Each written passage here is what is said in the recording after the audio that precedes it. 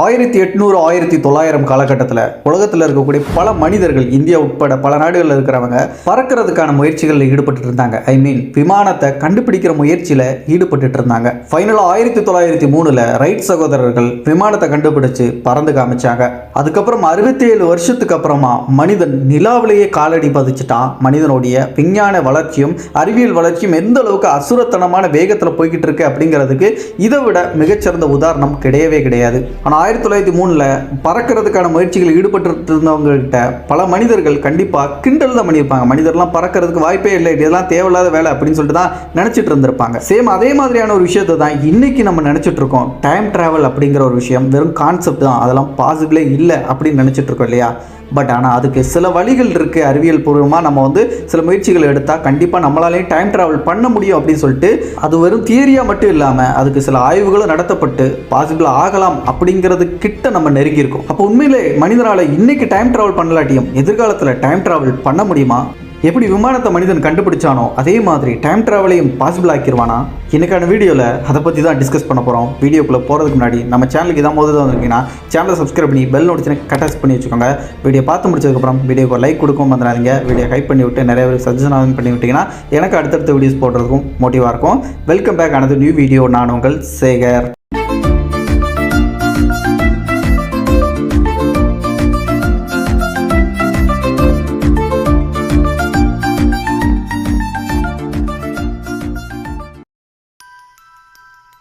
Speed of light, ஒளியின் வேகத்தை பற்றி நம்ம புரிஞ்சுக்கிட்டோம்னா டைம் ட்ராவல் அப்படிங்கிறத பற்றியும் புரிஞ்சுக்கலாம். ப்ராக்டிக்கலாக இந்த டைம் ட்ராவல் அப்படிங்கிறத நம்ம அச்சீவ் பண்ணுறதுக்கு இருக்கிற முதல் வழியாகவும் இருக்கிறது இந்த ஸ்பீட் ஆஃப் லைட் தான். இன்னைக்கு வரைக்கும் உலகத்தோடைய தலை சிறந்த விஞ்ஞானிகள் ஒருவராக கருதப்படுற ஆல்பர்ட் ஐன்ஸ்டீனுடைய ஸ்பெஷல் ரிலேட்டிவிட்டி தியரி மூலமாக அவர் சொல்லக்கூடியது, எந்த ஒரு பொருள் ஒளியோடைய வேகத்தை ஆல்மோஸ்ட் ரீச் பண்ணுதோ இல்லை ஒளியின் வேகத்தை ரீச் பண்ணிருச்சு அப்படின்னா அது நிச்சயமாக காலப்பயணம் பண்ணுது அப்படிங்கிறது தான் அவருடைய ஸ்பெஷல் ரிலேட்டிவிட்டி தியரி மூலமாக சொல்லக்கூடிய ஒரு விஷயம். அதுக்காக காலப்பயணம் பண்ணுறதுக்கு நமக்கு ஒளியோடைய வேகத்தை 100% ரீச் பண்ணணும் அப்படிங்கிற அவசியம் தேவையில்லை. ஒரு 50லிருந்து ஒரு 60% வரைக்கும் ஒளியோடைய வேகத்தில் நம்ம ரீச் பண்ணிட்டோம் அப்படின்னாலே நம்மளால் காலப்பயணம் பண்ண முடியும் அப்படிங்கிறது தான் ஒரு தியரியாக தாண்டி ஒரு ப்ராக்டிக்கலாக இருக்கக்கூடிய ஒரு விஷயமா இருக்குது. அப்படி பார்த்தா இன்றைக்கி இருக்கக்கூடிய டெக்னாலஜியை பயன்படுத்தி மனிதன் ஏதாச்சும் ஒரு பொருளை ஒளியோட வேகத்தை ரீச் பண்ணுற அளவுக்கு கண்டுபிடிச்சிருக்கான விமானமோ ராக்கெட்டோ இல்லாட்டி ஜெட்ஸாக இருக்கட்டும், இதெல்லாம் ஒளியோட வேகத்துக்கு ரீச் பண்ணுற அளவுக்கு வேகமாக இருக்கக்கூடிய ஏதாச்சும் ஒன்று கண்டுபிடிச்சிருக்கானான்னு கேட்டால் இல்லவே இல்லை. மொத்த ஒளியோட வேகம் 100% அப்படின்னா அதில் 1% கூட மனிதன் இன்னைக்கு இருக்கிற டெக்னாலஜியை கண்டுபிடிச்சி எந்த ஒரு விமானமோ எதையுமே அந்த வேகத்துக்கு கூட ரீச் பண்ணுற அளவுக்கு நம்ம ஸ்பீடில் போகிற அளவுக்கு கண்டுபிடிக்கல அப்படிங்கிறதான் உண்மை. பட் இந்த இடத்துல ஒளியோட வேகத்தை ரீச் பண்ணுற அளவுக்கு விமானமோ எதையுமே நம்ம கண்டுபிடிக்கலாட்டியும் கூட சப் அட்டாமிக் பார்ட்டிகல்ஸ் அப்படின்னு சொல்லப்படக்கூடிய புரோட்டான்ஸ், எலக்ட்ரான்ஸ் மாதிரியான பார்ட்டிகல்ஸை இந்த ஸ்பீட் ஆஃப் லைட் அப்படிங்கிற அந்த ஒளியோட வேகத்தில் சில சதவீதம் மோத விட்டுருக்காங்க. அந்த வேகத்தில் எந்த அளவுக்கு அப்படின்னு நம்பர்ஸை சொல்லணும் அப்படின்னா 99.99991% ஸ்பீட் ஆஃப் லைட் அப்படிங்கிற அந்த வேகத்தில் ரீச் பண்ணுற அளவுக்கு அதை வேகமாக மோத விட்டு அதை சோதனை பண்ணி சக்ஸஸ் ஆகியிருக்காங்க ஆராய்ச்சியாளர்கள். பட் இந்த ஸ்பீடு கூட ஒளியோட வேகத்தில் ரொம்ப கம்மியான வேகம் தான் அந்த நம்பர்ஸை சொல்லும் போது உங்களுக்கு புரிஞ்சிருக்கும். பட் சின்ன பார்ட்டிகல்ஸ் அப்படிங்கிறது இந்த ஒளியோட வேகத்தில் இந்த அளவுக்கு டிராவல் பண்ணுறக்கூடிய அளவுக்கு நம்ம ஆராய்ச்சி மூலமாக கண்டுபிடிச்சிருக்கோம். டைம் டிராவல் ஆராய்ச்சியில் இது ஒரு மிகப்பெரிய மைல்கல். பட் இருந்தாலும் மனிதனாக இருக்கட்டும், மனிதன் கண்டுபிடிச்சு வச்சிருக்கக்கூடிய ஏதாச்சும் ஒரு பொருளாக இருக்கட்டும், அது டைம் டிராவல் பண்ணுறதுக்கு இந்த வேகம் அப்படிங்கிறது பத்தாது. அந்த டெக்னாலஜியை நம்ம இன்னும் உருவாக்கலை. பட் இருந்தாலும் அந்த புரோட்டான்ஸை அந்த அளவுக்கு வேகமாக மோத விடும் போது அந்த குழாய் அதோடைய வேகத்திலிருந்து பாயிண்ட் ஆஃப் வியூல இருந்து பார்க்கும்போது சுற்றி இருக்கக்கூடிய இடத்தோடைய அந்த டைம் டைலேஷன் நேர வேறுபாடுகள் அப்படிங்கிறது எந்த அளவுக்கு இருந்திருக்கு அப்படின்னா 2,77,77,778 செகண்ட்ஸ் அப்படிங்கிறது நேர வேறுபாடு இருந்திருக்கு. இது நம்மளுடைய கால்குலேஷனில் புரிஞ்சுக்கிற மாதிரி நம்ம எடுத்துக்கணும் அப்படின்னா அந்த புரோட்டானுக்கும் நமக்கு இருக்கக்கூடிய அந்த நேர வேறுபாடு அப்படிங்கிறது 11 மாதங்கள் அப்படிங்கிற அளவில் எடுத்துக்கணும். இது கூடவே இன்னொரு விஷயத்தையும் கண்டுபிடிக்கிறாங்க. அது என்னன்னா, இந்த மாதிரியான எலக்ட்ரான்ஸ், புரோட்டான்ஸ் மாதிரியான பார்ட்டிகல்ஸோடைய லைஃப் டைம் அப்படிங்கிறது ரொம்ப கம்மியாக இருக்கும். அதாவது ஒரு எக்ஸாம்பிளாக உதாரணத்துக்கு ஒரு கற்பனையாக ஒரு புரோட்டானோடைய லைஃப் டைம் அப்படிங்கிறது 1 மணி நேரம் அப்படின்னு எடுத்துப்போம். அப்போ அது 1 மணி நேரம் தான் அதோடைய லைஃப் டைம். அதுக்கப்புறம் அது அவ்வளோதான், சோழி முடிஞ்சிச்சு அப்படின்னு வச்சுக்கலாம். ஆனால் இந்த வேகத்தில் அது டைம் ட்ராவல் பண்ணும்போது அதோடைய வேகம் காரணமாக அங்கே டைம் ஸ்லோவாக இருக்குது. அதோட பாயிண்ட் ஆஃப் வியூவில் சுற்றி இருக்கக்கூடிய இடத்தோடைய இதுதான் 1 மணி நேரமாக கிளாக் ஓடிக்கிட்டு இருக்கு. ஆனால் அதுக்கு ரொம்ப ஸ்லோவாக ஓடிட்டு இருக்கு.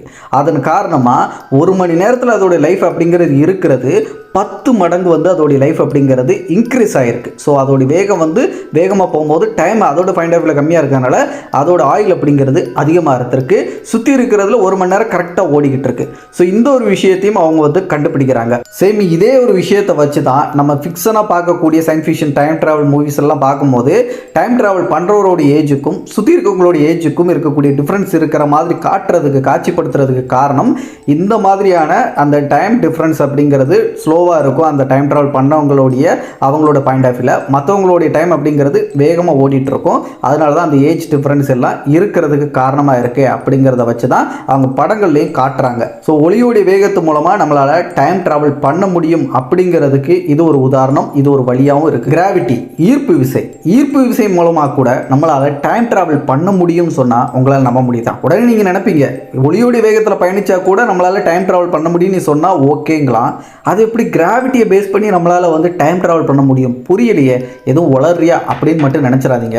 இது நீங்கள் புரிஞ்சுக்கிறதுக்கு உதாரணமாக நம்மளுடைய பூமியை கூட எடுத்துக்கலாம். இப்போ பூமியோடைய தரைப்பகுதியான அந்த மேல் பகுதியில் நம்ம இருந்துட்டு இருக்கோம். ஆனால் பூமியோடைய அந்த மையப்பகுதியான உள்பகுதியில் இருக்கக்கூடிய அந்த கோர் அப்படிங்கிறது மேலே இருக்கக்கூடிய மேல் பகுதியில் இருக்கக்கூடிய கிராவிட்டியை விட அந்த மையப்பகுதியில் இருக்கக்கூடிய கிராவிட்டி அப்படிங்கிறது ரொம்ப ஸ்ட்ராங்காக இருக்கும். அதை வச்சு பார்க்கும்போது பூமியோடைய அந்த மையப்பகுதியான கோருக்கு பக்கத்தில் ஒரு கிளாக், ஒரு கடிகாரத்தை நம்ம வைக்கிறோம்னு வச்சுப்போம். அந்த பக்கம் மேல் பகுதியில் தரைப்பகுதியில் ஒரு கிளாக் இருக்குது. இப்போ இந்த 2 கிளாக்கும் ஒரே மாதிரியான டயத்தில் தானே ஓடணும். ஆனால் உண்மையில் அங்கே டைம் டிஃப்ரென்ஸ் அப்படிங்கிறது இருக்கும்.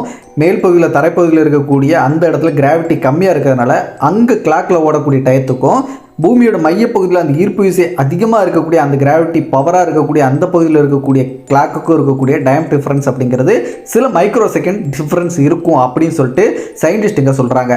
இது ஏதோ தியரியாக சொல்லலை, இதுக்கான ஆய்வுகளும் நடத்தப்பட்டு ப்ரூஃப் செய்யப்பட்டிருக்கு. 2010 US National Institute of Standard and Technology அப்படின்னு சொல்லப்படுற அவங்க என்ன பண்ணியிருக்காங்கன்னா, ஒரு ரூமில் இருக்கக்கூடிய ஒரு ஷெல்ஃப் இருக்குது, அதாவது 2 ரேக் இருக்கக்கூடிய ஷெல்ஃப் இருக்குது. அதில் கீழ்ப்பகுதியில் இருக்கக்கூடிய அந்த ரேக்கில் ஒரு கிளாக்கை வச்சுருக்காங்க. அதுக்கப்புறம் மேலே இருக்கக்கூடிய ஒரு ரேக்கில் ஒரு கிளாக்கை வச்சுருக்காங்க. ரெண்டுத்துக்கு இருக்கக்கூடிய அந்த இடைவெளி அப்படிங்கிறது வெறும் 33 சென்டிமீட்டர் கேப் மட்டும்தான். ஸோ இந்த கேப்பில் இருக்கக்கூடிய 2 கிளாக்கோடைய அந்த டைம் டிஃப்ரென்ஸ் எவ்வளோ இருக்குது அப்படிங்கிறத அவங்க செக் பண்ணி பார்க்கும்போது சில மைக்ரோ செகண்ட்ஸ் ரெண்டுத்துக்கும் இருக்கக்கூடிய அந்த டைம் டிஃப்ரென்ஸை அவங்க நோட் பண்ணுறாங்க. ஸோ அதை வச்சு பார்க்கும்போது கீழ்ப்பகுதியில் இருக்கக்கூடிய கீழ் ரேக்கில் இருக்கக்கூடிய அது பூமியோடைய அந்த கிராவிட்டிக்கு நெருக்கமாக இருக்கிறதுனால அது ஒரு டயத்தை காட்டுது. இன்னொன்று அந்த 33 சென்டிமீட்டருக்கு மேலே இருக்கக்கூடிய முதல் ரேக்கில் இருக்கக்கூடிய அந்த கிளாக் கொஞ்சம் கிராவிட்டிக்கு கொஞ்சம் வெளியே தள்ளி இருக்கிறதுனால அதோட டைம் வித்தியாசமாக இருக்குது. ஸோ கிராவிட்டி மூலமாகவும் இந்த டைம் டிஃப்ரென்ஸ் இருக்கிறதுனால நம்மளால டைம் டிராவல் இந்த கிராவிட்டியை பேஸ் பண்ணி பண்ண முடியும் அப்படிங்கிறதுக்கு ஒரு தியரியாக இருந்த ஒரு விஷயத்துக்கு ஒரு ஆய்வு மூலமாக ஒரு கிடைச்ச ஒரு விடையாக இருக்குது. அந்த ஆய்வு மூலமாக அவங்க சொல்லக்கூடிய விஷயமும் என்னவா இருக்குன்னா, நம்ம கிராவிட்டி அதிகமாக இருக்கக்கூடிய ரொம்ப பவர்ஃபுல்லாக இருக்கக்கூடிய ஒரு பகுதிகளில் இருந்தோம் அப்படின்னா அது பக்கத்தில் இருக்கும்போது நம்மளால் டைம் ட்ராவல் பண்ண முடியும் சொல்கிறாங்க. இதுக்கு உதாரணமாக பிளாக் ஹோலை கூட எடுத்துக்கலாம். பிளாக் ஹோல் அப்படிங்கிறது அதிக கிராவிட்டி கொண்ட ஒரு மிகப்பெரிய ஒரு விஷயம் நம்மளுடைய பிரபஞ்சத்தில் இருக்கக்கூடியது. ஸோ அதுக்கு பக்கத்தில் நம்ம போனோம் அப்படின்னா நம்மளால் டைம் டிஃப்ரென்ஸ் பார்க்க முடியும். ஸோ அதை வச்சு நம்மளால் டைம் ட்ராவல் பண்ண முடியும். இதே ஒரு விஷயத்தை கான்செப்டாக வச்சு தான் நம்ம இன்டர்ஸ்டெல்லார் அப்படின்னு சொல்லப்படக்கூடிய அந்த ஒரு படத்தில் காட்டியிருப்பாங்க. அந்த பிளாக் ஹோல் பக்கத்தில் இருக்கக்கூடிய ஒரு கிரகத்தை நோக்கி அவங்க போகும்போது அந்த கிரகத்தில் 1 மணி நேரம் அப்படிங்கிறது நார்மலாக நம்ம பூமியில் இருக்கக்கூடிய 1 மணி நேரமே எடுத்துக்கிட்டா அந்த கிரகத்தை விட்டு வெளியே வந்தவங்களுடைய ஏஜ் பார்த்தீங்கன்னா 7 வருஷம் டிஃப்ரென்ஸாக இருக்கும். அதை தான் அந்த படத்துலேயும் காட்டியிருப்பாங்க. ஸோ கிராவிட்டியை பேஸ் பண்ணியும் நம்மளால் டைம் ட்ராவல் பண்ண முடியும் அப்படிங்கிறது இது மூலமாக ஒரு தியரியாக இருக்கக்கூடிய விஷயத்துக்கு ஒரு வலு சேர்க்கிற விஷயமா இருக்குது. 3வது வழியாக டைம் ட்ராவல் பண்ணுறதுக்கு இது ஒரு வழி அப்படின்னு சொல்லப்படுறது சஸ்பெண்டட் அனிமேஷன் சொல்லப்படக்கூடிய ஒரு வழி. இது என்னப்பா சஸ்பெண்டட் அனிமேஷன் அப்படின்னு கேட்டிங்கன்னா, நீங்கள் சில பேர் சில ஹாலிவுட் ஃபிக்ஷன் மூவிஸில் சயின்ஸ் ஃபிக்ஷன் மூவிஸில் பார்த்துருப்பீங்க. ஒரு ஸ்பேஸ்ஷிப்பை வந்து ஸ்பேஸில் வந்து ட்ராவல் பண்ணிகிட்டு இருக்கோம். அந்த ஸ்பேஸ்ஷிப்பில் மனிதர்கள் இருப்பாங்க, ஆனால் நடமாட்டம் இருக்காது. ஒரு கண்ணாடி பாக்ஸுக்குள்ளே மனிதர்கள் படுத்து தூங்கிட்டு இருக்க மாதிரி இருக்கும். ஸோ அந்த ஸ்பேஸ் ஃபுல்லாகவே ஆட்டோமேட்டிக்காக வந்து செயல்படுற மாதிரி இருக்கும், ஆனால் மனிதர்கள் வந்து தூங்கிட்டே இருக்கிற மாதிரி இருக்கும். ஸோ இந்த விஷுவல்லாம் பார்த்துருப்பீங்கள்ல, சேம் இதே மாதிரியான ஒரு வழியை தான் டைம் ட்ராவலுக்கு பயன்படுத்துறதுக்கு சஸ்பெண்டட் அனிமேஷன் அப்படிங்கிற பேரில் வந்து மெத்தடில் பயன்படுத்தக்கூடிய ஒன்று. இது இன்னும் புரியலைன்னா உங்களுக்கு புரியுற மாதிரி விளக்குறேன். டைம் ட்ராவல் பண்ணுறதுக்கு ஒளியோட வேகத்தை ரீச் பண்ணாமலேயும் ப்ளஸ் கிராவிட்டியை பயன்படுத்தியும் நம்ம டைம் ட்ராவல் பண்ணாமல் இந்த நம்மளுடைய உடல் இருக்குல்ல, நம்மளுடைய உடலையே இந்த கால பயணம் பண்ணுறதுக்கு ஏற்ற மாதிரி நம்ம மாற்றிக்கிறது தான் இந்த சஸ்பெண்டட் அனிமேஷன் சொல்லப்படக்கூடிய ஒரு மெத்தட். இந்த முறையை எப்படி பண்ணுவாங்க அப்படின்னா, இப்போ ஒரு மனிதனுடைய உடல் நார்மலாகவே அவங்களுடைய மெட்டபாலிசமாக இருக்கட்டும், ப்ரீத்திங்காக இருக்கட்டும், அதுக்கப்புறம் ஹார்ட் பீட், இது எல்லாமே இருக்குல்ல, அதெல்லாம் நார்மலாக இருக்கிறத ஒரு பாஸ் பண்ணி நிப்பாட்டினா எப்படி இருக்கும்? சிம்பிளாக சொல்லணும்னா, பூமியில் இருக்கக்கூடிய மனிதர்களுடைய உடலில் அந்த மெட்டபாலிசத்தை ஸ்லோ பண்ணி ரொம்ப கம்மியாக்குறது, செல்களுடைய டேமேஜை குறைக்கிறது, அதுக்கப்புறம் ப்ரீத்திங்கோடைய லெவலை குறைக்கிறது, ஹார்ட் பீட் லெவலை வந்து கம்மி பண்ணுறது, உடலுடைய மொத்த அந்த வெப்பம் டெம்பரேச்சர் அப்படிங்கிறதையும் ரொம்ப ரொம்ப கம்மி பண்ணி ஒரு ஹைப்பர் மூடுக்கு கொண்டு போவாங்க. இது டெத் கிடையாது, ஒரு ஸ்லீப்பிங் மூடு மாதிரி கூட நீங்கள் எடுத்துக்கலாம். இந்த மாதிரி ஒரு மெட்டபாலிசம் வந்து நம்மளுடைய உடம்புல வந்து ரொம்ப கம்மியாக செயல்படும் போதும், ப்ரீத்திங்கில் வந்து நம்ம வந்து ரொம்ப கம்மியாக பண்ணும்போது நம்மளுக்கு தேவையான விஷயங்கள் ரொம்ப கம்மியாக இருந்தாலும் நம்மளோட உடல் செயல்பாடுகள் வந்து ரொம்ப கம்மியாக செயல்படுற பட்சத்தில் நம்மளால் ரொம்ப காலத்துக்கு வந்து நம்மளோட உடல் அப்படிங்கிறத அப்படியே ஒரே மாதிரியான நிலையில் வச்சுருக்க முடியும். ஸோ இந்த ஹைப்பர் மூடில் இருந்து நம்ம முழிக்கிற வரைக்கும் நம்ம நார்மல் மூடுக்கு போக மாட்டோம். அது அப்படியே அந்த ஹைப்பர் மூடில் இருக்கிற வரைக்கும் நம்ம அப்படியே வந்து இருந்துகிட்ருப்போம். ஸோ இந்த முறையை ப்ராக்டிக்கலாக நம்ம வந்து செய்ய முடியலாட்டியும் சில விலங்குகள் இப்போவே நம்ம பூமியில் வாழக்கூடிய உயிரினங்கள் பயன்படுத்திகிட்டு இருக்கு. லைக் கரடிகளாக இருக்கட்டும், ஆமைகளாக இருக்கட்டும், சில அணில் வகைகளும் இந்த மாதிரி ஹைப்பர் மூடுக்கு அப்பப்போ வந்து போகிறது உண்டு குளிர்காலங்களில்.